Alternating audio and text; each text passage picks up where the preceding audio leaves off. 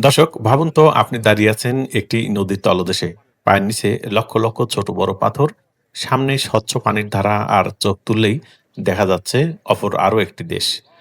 বর্তমানে আমি এখন আছি সিলেটের স্বপ্নের জায়গা জাফলংয়ে।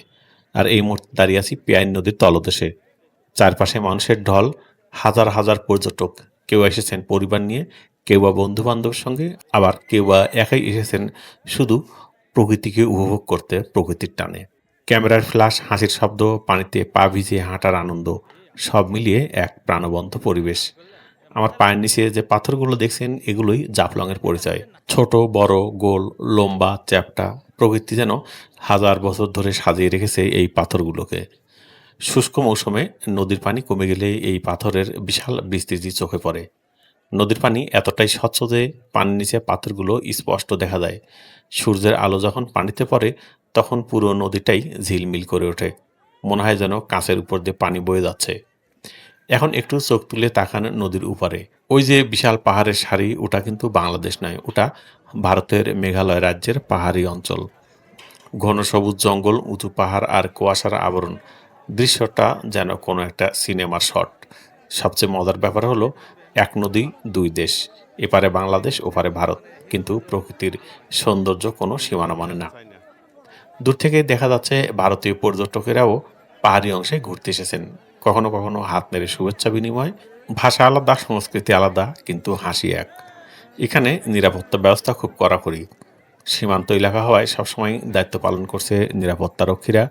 পর্যটকদের চলাচল পর্যটকদের চলাচল আর নিরাপত্তা সবকিছুই নজরদারিতে রাখা হয়। জাফলং শুধু একটি পর্যটন স্পট নয়, এটি সিলেটের গর্ব, বাংলাদেশের প্রাকৃতিক সৌন্দর্যের অন্যতম প্রতীক। বর্ষাকালে এই পেয়াইন নদী আরও বেশি প্রাণ ফিরে পায়। পাহাড় থেকে নেমে আসা ঢল নদীকে পরিপূর্ণ করে তোলে। তখন পানি বেড়ে যায় আর পাথরের বেশিরভাগ অংশই ঢেকে যায় স্রোতের নিচে। শীত বা শুকনো মৌসুমে যখন পানি কমে তখন এই পাথরের প্রান্তর যেন এক বিশাল প্রাকৃতিক মিউজিয়াম হয়ে ওঠে। এখানে দাঁড়িয়ে আপনি একসঙ্গে অনুভব করতে পারবেন পাহাড়ের বিশালতা, নদীর শান্তি আর মানুষের কোলাহল। চারপাশ দেখুন, কেউ লাইভ করছে, কেউ রিলস বানাচ্ছে, আবার কেউ বা পরিবারের সঙ্গে বসে গল্প করছে। শিশুদের আনন্দ দেখে মনে হয় প্রকৃতির কাছে এলে সবাই ছোট হয়ে যায়। তবে একটি বিষয় মনে রাখা জরুরি, এই পাথর এবং প্রকৃতি আমাদের সম্পদ।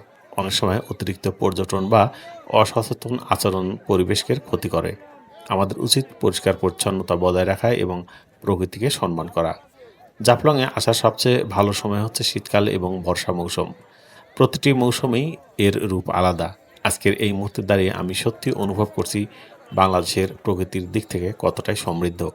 একদিকে সীমান্ত, অন্যদিকে প্রকৃতি। এই দুই দেশের দুই কালচার, কিন্তু একই আকাশ, একই বাতাস, একই নদীর স্রোত। আপনি যদি কখনো সিলেটে আসেন তাহলে অবশ্যই জাফলংয়ে এসে সময় কাটাবেন। পেয়াইন নদীর তলদেশে হেঁটে দেখবেন, ওপারে পাহাড় দিকে তাকিয়ে বুঝবেন সীমান্ত শুধু মানচিত্রে, প্রকৃতিতে নয়। ভিডিওটি যদি ভালো লাগে লাইক দিন, শেয়ার করুন আর কমেন্টে লিখুন আপনি কি কখনো জাফলংয়ে গিয়েছেন, গেলে কেমন লেগেছিল, আর না গেলে কবে যাওয়ার পরিকল্পনা করছেন। দেখা হবে নতুন কোনো ভ্রমণের গল্প নিয়ে। ততক্ষণ পর্যন্ত ভালো থাকুন,